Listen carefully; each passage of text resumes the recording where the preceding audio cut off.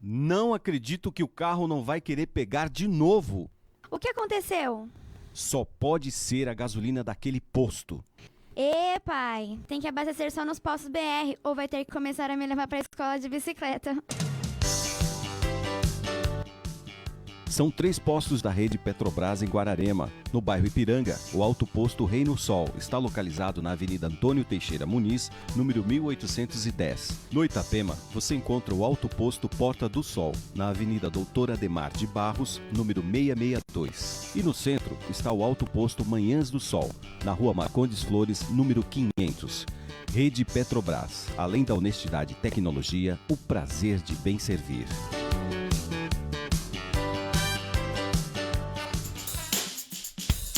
O armário da cozinha está vazio? O orçamento está apertado? Nós temos a solução. Monteiro Supermercados, a maior rede de supermercados da cidade. Entrega em domicílio, atendentes qualificados e, claro, preço baixo todo dia. Aproveite nossa terça da carne, quarta e quinta da feira e o fim de semana do churrasco. Acesse nosso site monteirosupermercados.com ou acompanhe nossas promoções e ofertas pelo facebook.com/monteiro.guararema. Faça já seu cartão Monteiro e tenha 45 dias para pagar, além de produtos do bazar em até 3 vezes sem juros. Endereços: Rua Capitão Alberto Aguiar, número 131 Centro, Avenida Doutor Ademar de Barros, número 441 Itapema, Rua Maria José Ramos Leite, número 89, bairro Nogueira. Monteiro Supermercados, um jeito novo de comprar.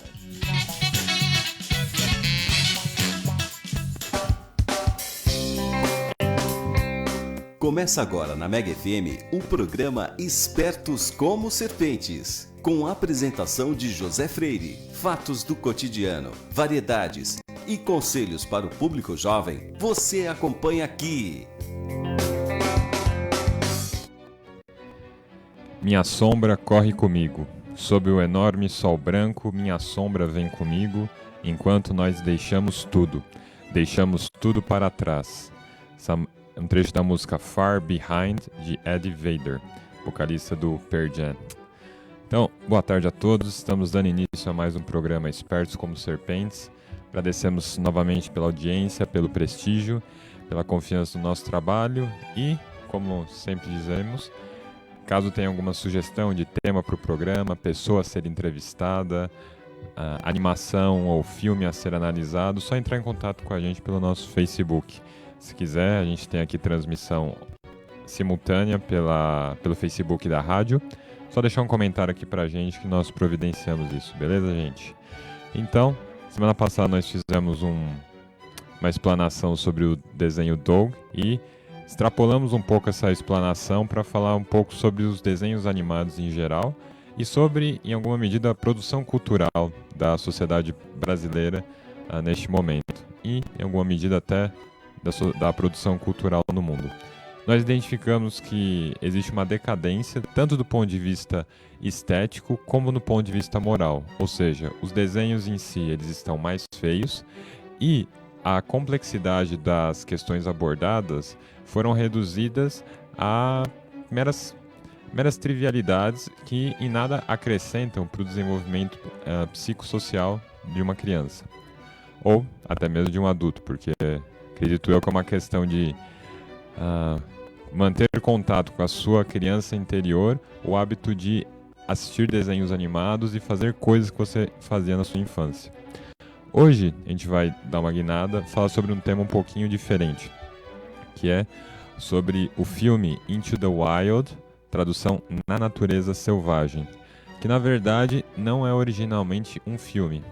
Ele é baseado num livro, e esse livro, por sua vez, é baseado num artigo chamado Death of an Innocent, ou seja, Morte de um Inocente, que foi escrito pelo John Krakauer, não tenho certeza se é assim que pronuncia o nome dele, e esse artigo, de 1993, foi usado como base para o livro chamado Into the Wild, lançado em 1996. E, no ano de 2007, foi produzido Na verdade, foi lançado um filme com o mesmo nome do livro, Into the Wild, cujo diretor foi o Sean Penn. E um dos motivos pelos quais o filme acaba sendo tão bom é pela trilha sonora. E toda a trilha sonora ficou a cargo do vocalista do Pearl Jam, Eddie Vedder. E por isso a citação no início do programa desse trecho dessa música, que na verdade é uma música que compõe a trilha sonora do filme. Então, do que se trata esse filme Na Natureza Selvagem? Bom, primeiro que esse filme tem como base esse livro, que foi traduzido para vários idiomas, foi aclamado pela crítica, e ele trata da história de um jovem de classe média americano chamado Christopher McCandless. Então ele era um jovem de uma família da Virgínia, que recebeu seu diploma pela pela Emory University, salvo engano, localizada na Geórgia. Então a gente está falando no sul dos Estados Unidos. Então, ele foi um estudante que teve excelentes notas, ele tinha uma propensão à prática esportiva, mas no momento que ele se formou, quando ele tinha aproximadamente 22 anos, ele acabou cortando as comunicações com a família, amigos, as reservas financeiras que ele tinha, a poupança, ele acabou doando para a caridade, e do nada ele empreende uma viagem. Ele sai do sul dos Estados Unidos, do estado da Geórgia, para ir até o Alasca. Então o Alasca fica no extremo norte a oeste, então no extremo noroeste dos Estados Unidos. E a partir desse momento, ele não simplesmente faz isso, ele deixa tudo para trás, ele deixa a família, deixa o seu diploma universitário, uma carreira de sucesso, que tinha potencial para o sucesso, e ele assume uma nova identidade. Ele assume a identidade Alexander Supertramp. Supertramp seria melhor a pronúncia. Então, acaba sendo uma coisa, talvez, no primeiro momento, contra-intuitiva. Ou seja, o que leva um jovem de classe média nos Estados Unidos, com um futuro promissor pela frente, a abandonar toda a sua educação formal, todo o seu prestígio, a sua família, para empreender uma viagem ao Alasca, sendo que ele não tinha muita certeza o que ele estava procurando? Bom, isso que a gente vai tentar desvendar aqui.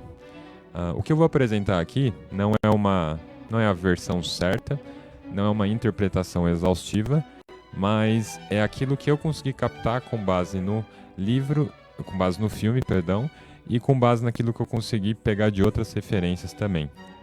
Inclusive, eu tô pensando em revisitar essa questão, assistir o filme novamente, faz algum tempo que eu assisti, e também ler o livro, porque é muito difícil a gente dar uma interpretação conclusiva para o que aconteceu.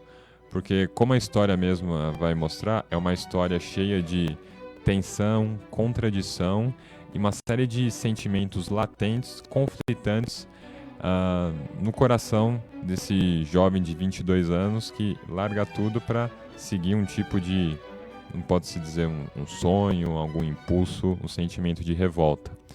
E é justamente aí que eu vou começar a minha análise, essa palavra revolta. Então, primeira pergunta, por que alguém se revolta? Bom, se a gente parar para olhar o mundo, existem vários motivos pelos quais nós podemos nos revoltar de uma maneira muito justa e legítima. Ou seja, a gente pode se revoltar por conta da maldade humana, a gente pode se revoltar por conta de assassinatos à mão armada, a gente pode se revoltar contra o fato de que existem crianças passando fome.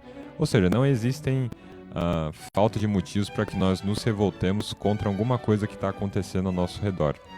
Agora, contra o que exatamente a revolta do Christopher McCandless estava direcionada?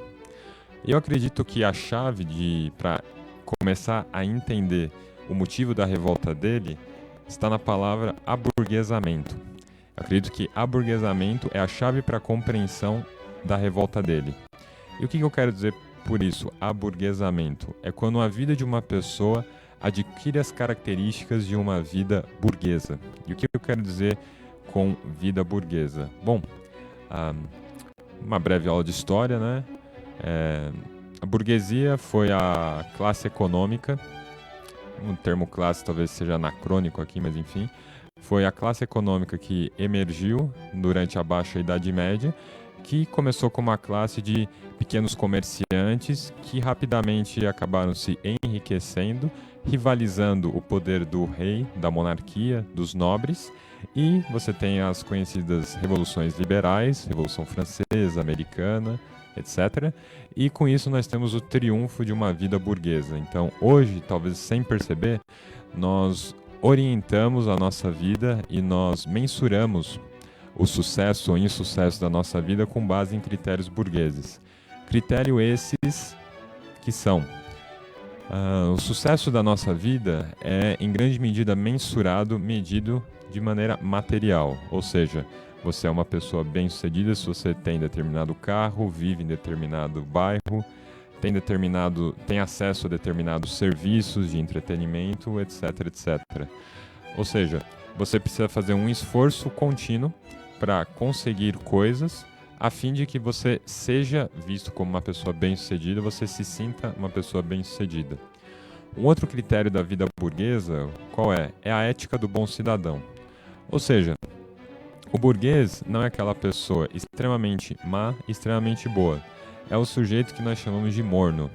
É um sujeito, digamos assim, que passa na média, na moral. Ou seja, é o sujeito que paga seus impostos, não mata ninguém, não rouba ninguém, mas que é incapaz de realizar atos de verdadeira coragem, grandeza no dia a dia, e é inclusive incapaz muitas vezes de realizar atos maléficos. Então é um sujeito, digamos assim, meio morno. A busca de reconhecimento pela burguesia é uma busca de reconhecimento pelos seus pares na sociedade. Ou seja, se você ocupa determinada função na sociedade, você é advogado, médico, engenheiro, você vai buscar um reconhecimento pelos seus pares, normalmente numa associação de classe a qual você se vincula. Ou, o que já está muito disseminado hoje, o reconhecimento por meio dos likes nas mídias sociais, independentemente de quais mídias sociais sejam essas. A vida burguesa também é caracterizada por uma enorme, podemos dizer assim, uma identificação desordenada entre a identidade de uma pessoa e seu trabalho. Ou seja, a sua identidade acaba dependendo muito do trabalho que você realiza na sociedade. Então a gente percebe isso como: hoje o que acontece? Nós perguntamos em geral o nome de uma pessoa e o trabalho dela. Existem outras coisas, talvez até mais interessantes para a gente perguntar para uma pessoa, mas nós rapidamente associamos a identidade de uma pessoa com o seu trabalho. Por quê? Uma pessoa que não trabalha não somente não tem os meios para ter a sua subsistência, mas muitas vezes ela perde a sua identidade, ela perde o seu círculo de amizades, ela perde os seus contatos e o dia dela fica totalmente desestruturado, sem a agenda fixa de um dia de trabalho. E muitas vezes essa vida burguesa traz o quê? Um tipo de vida dupla, uma vida durante a semana, uma vida durante o trabalho e uma vida do final de semana. Então a gente pode caracterizar uma vida burguesa como um grande ciclo em que as pessoas trabalham em função do final de semana e das férias. Então é uma pessoa que vai durante 5 dias da semana suportar a sua existência para que durante 2 dias ela consiga, digamos assim, ser realmente quem ela é, o que quer que isso signifique, e ela vai normalmente passar o domingo à tarde e à noite deprimida ouvindo a música do Fantástico, ok? Então, com base nesses critérios que eu dei, eu acho que é facilmente reconhecido que uma pessoa não aguenta muito tempo viver esse tipo de vida. Por quê? Porque é um tipo de vida extremamente chata. Você talvez consiga, durante alguns anos da sua vida, se contentar com meros divertimentos. Cinema, balada, final de semana, etc. Só que chega um momento da vida, isso nos seus 20, 30 anos, que você não se contenta mais simplesmente com aquilo que o videogame proporciona, que os filmes proporcionam. Não que filmes e videogames sejam coisas más, mas o ser humano ele precisa de outras coisas, ele precisa muitas vezes de um desafio. E a vida burguesa não apresenta pra gente grandes desafios, grandes causas, por isso que muitas vezes você acaba tendo esse sentimento de revolta. E acredito eu que, em grande medida, a revolta do Christopher McCandless está ligada com esses critérios de vida burguesa que governavam a sua vida e a vida da sua família e fizeram com que, em determinado ponto, ele não aguentasse, largasse tudo, deixasse isso para trás e fosse buscar alguma coisa que ele não sabia ao certo o que era, mas que parecia muito mais atraente do que continuar vivendo a vida burguesa que ele tinha até então. Agora, quais que são as principais características de uma família e de um casamento burguês? Bom, o casamento com o triunfo da burguesia passa a ser visto como um mero contrato a ser regulado pelo Estado. E como um contrato, ele pode ser rescindido, ou como os advogados gostam de falar, pode ser resilido ou resolvido, né? Só um adendo aqui. O casamento, ele deixa de ser visto como uma aliança, ou seja, um vínculo indissolúvel entre duas pessoas e passa a ser visto como um vínculo que tem sentido de existir enquanto for útil para ambas as partes. E se uma relação nos critérios burgueses não acaba sendo útil, essa relação é cortada. Agora, que indícios que nós podemos encontrar na vida do Christopher McCandless que ele vivia numa família cujos critérios que se orientava, por critérios burgueses? Primeiro, uma certa pose de decência e perfeição perante a sociedade, ou seja, você tem uma determinada imagem que é transmitida às outras pessoas, enquanto que internamente é uma família caracterizada por brigas, casos extraconjugais e falta de diálogo entre pais e filhos. Isso acaba sendo muito comum na sociedade, numa sociedade em que o reconhecimento passa pelo reconhecimento da outra pessoa. Ou seja, você precisa ser reconhecido pela outra pessoa para que você se sinta preenchido. Você precisa de um mediador externo numa sociedade burguesa, no caso, a sociedade, o público, as redes sociais, os meios de comunicação, para que você se sinta preenchido. Assim, você vai se esforçar muito para trabalhar o que é a sua imagem. Tanto quais são as profissões que hoje estão surgindo? Profissões relacionadas à imagem. Muitas vezes a imagem que nós vinculamos nas redes sociais. Nós veiculamos nas redes sociais. Tem determinada cena em que o pai do Christopher quer dar um carro novo para ele. Só que ele não precisa de um carro novo porque ele gosta do carro velho. Então perceba aqui, essa busca por substituir bens materiais que ainda podem ser usados, mas que muitas vezes não atendem mais aos critérios de decência, enfim, aos critérios econômicos que se espera. Ou seja, se uma pessoa trabalha no escritório de advocacia, muitas vezes espera-se que ela tenha determinado carro, que ela ande com determinadas pessoas, que ela não converse com outro tipo de pessoas. E terceiro, a gente percebe que é uma família em que havia altas expectativas, ou seja, ele é um sujeito que saiu de uma universidade conceituada, com boas notas, e esperava-se dele que ele tivesse uma carreira promissora. Normalmente uma carreira que envolve você ficar no escritório com terno e gravata.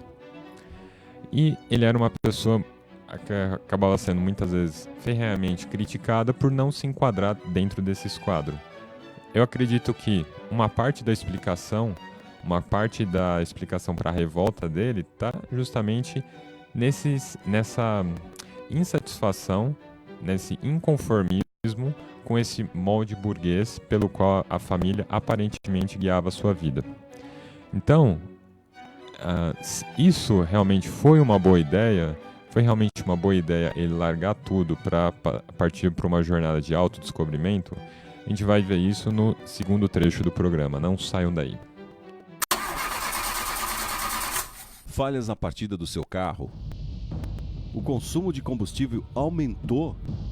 Danos no filtro de combustível, nas velas e bomba do motor? Perda de potência? Xiii! Acho que está na hora de abastecer em um local de confiança, hein? Vá até os postos da rede Petrobras em Guararema. Neles, você encontra combustível com qualidade garantida, além da maior linha de óleos, filtros e aditivos da cidade. E pode confiar, lá não entra gasolina formulada. São 3 postos de confiança na cidade. No bairro Ipiranga, o Alto Posto Reino Sol está localizado na Avenida Antônio Teixeira Muniz, número 1810. No Itapema, você encontra o Alto Posto Porta do Sol, na Avenida Doutor Ademar de Barros, número 662. E no centro está o Alto Posto Manhãs do Sol, Rua Marcondes Flores, número 500.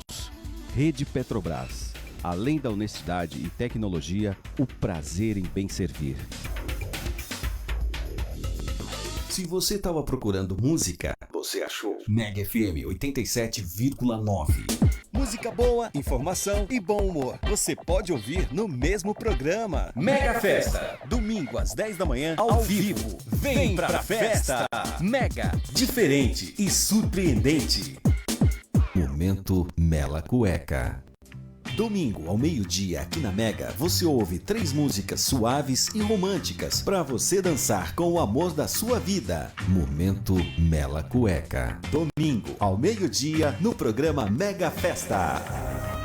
O Outubro Rosa é uma campanha para prevenção e conscientização do câncer de mama. A Mega também veste a camisa rosa e conscientiza as pessoas da importância da prevenção e do tratamento da doença. Se cuidar também é um ato de amor com você, com sua saúde, com sua vida e com todas as pessoas que valorizam ela. Faça parte dessa causa você também. Ajude milhares de mulheres a se prevenir. Outubro Rosa. A Mega apoia essa causa. Graxinha Autopeças e a hora certa. 12:48. Então, retornando aqui ao nosso programa, o que nós vimos no primeiro bloco?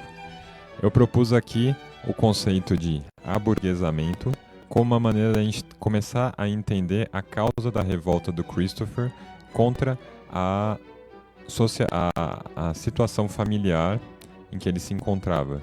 Então, diante do fato de que você está num ambiente em que existem altas expectativas direcionadas à sua vida, em que você é muito criticado, em que você não se enquadra naqueles critérios que acabam mensurando o sucesso, a consequência disso, podem ser vários. Primeiro, a pessoa pode ter algum tipo de colapso físico, mental ou espiritual, que se chama hoje de síndrome de burnout.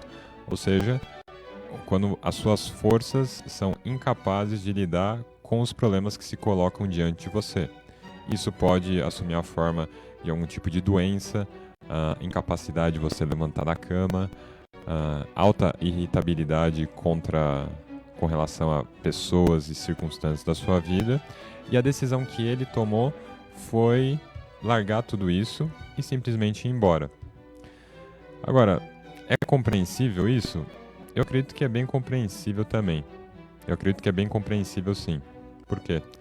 Porque eu acho que todo mundo já talvez tenha se deparado diante de uma situação da vida que parecia muito mais forte do que você, uma situação acachapante que começava a quase te destruir. E diante disso, a gente quer o quê? Uma solução rápida e eficaz que nos livre do problema. E parece que ir embora, largar tudo, foi uma maneira dele se aliviar um pouco do fardo que ele estava carregando. Agora, por mais compreensível que seja a reação dele, por mais que talvez nós fizéssemos a mesma coisa na situação dele, será que isso realmente foi a melhor estratégia? Eu acredito que não. Acredito que existe um problema com a maneira que ele agiu. Por quê? Bom, primeiro de tudo, que se você for analisar o relato presente no livro e o que mostra no filme, ele acabou morrendo, né? Então, ele tomou uma atitude que colocou a vida dele em risco a tal ponto que ele realmente perdeu a vida. Porque ele se lançou numa aventura sem os meios necessários para isso. Ele realmente não queria ter muitos meios, que ele queria também se testar, ter esse contato mais primitivo com a natureza, tentando retomar como eram os nossos antepassados, né? Como o ser humano sempre foi. Além disso, o que acontece? Bom, muitas vezes você acaba entrando em conflito com a família, com seus pais, por conta de decisões que você toma na vida.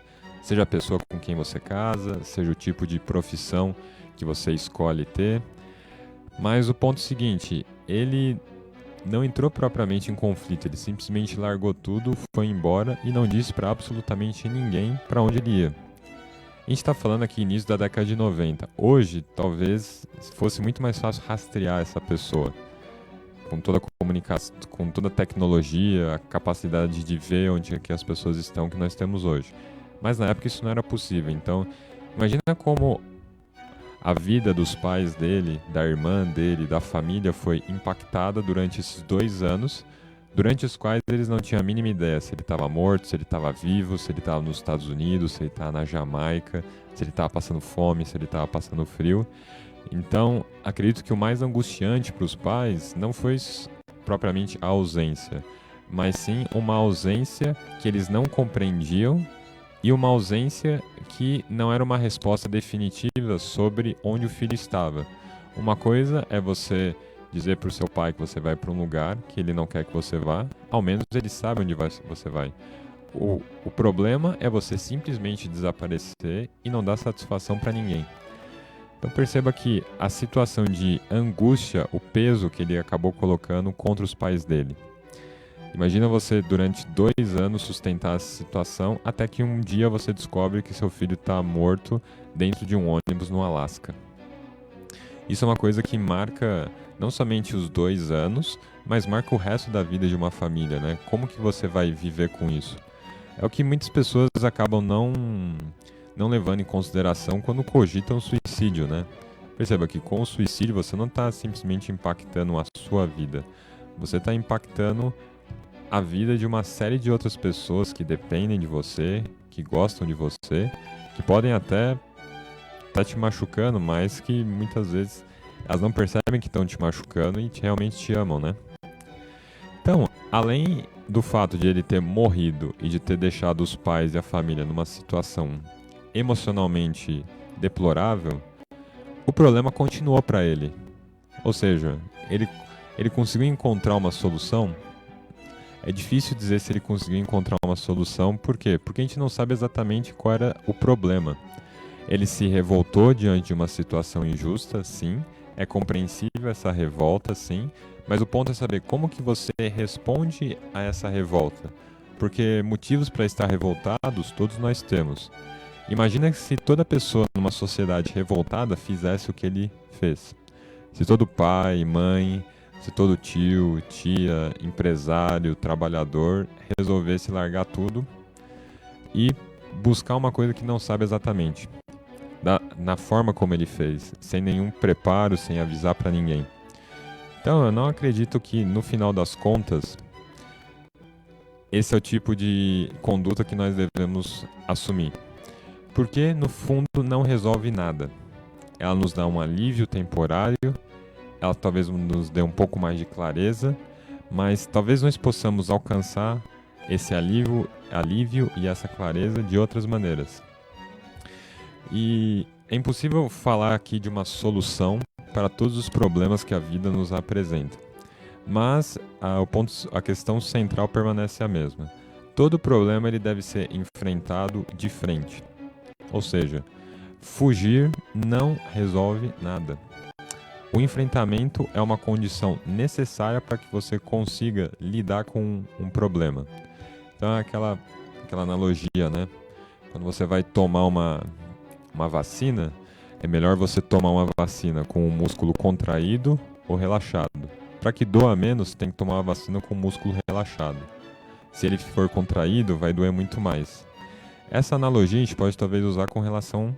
a gente pode usar para a própria vida. O que eu quero dizer com isso?